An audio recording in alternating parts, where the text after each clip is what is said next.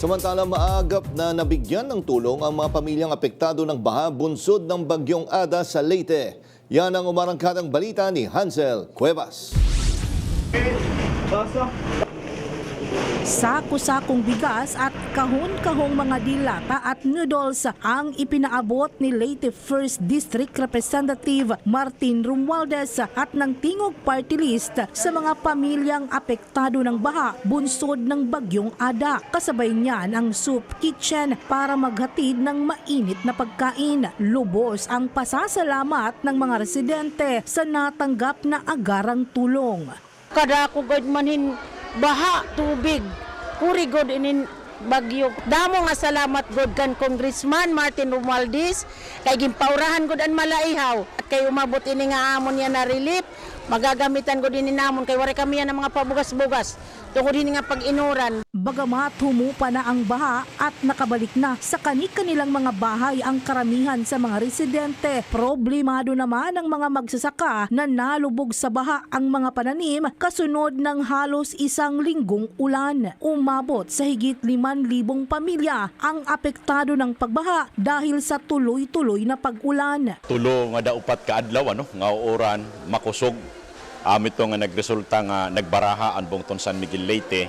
Ato na nabaroan Catch Basin Municipality Manggod an aton bungto sanglit out of 21 barangays 13 hito nga barangay submerged ang mga balayhan aton mga mulupyo nagkaabot gayud han tubig. Binaha rin ang 10 barangay sa bayan ng Santa Fe sa Leyte matapos umapaw ang mga creek at ilog. Diniya mo na barangay Pilit tungod nga arani ay kamit Maslug River.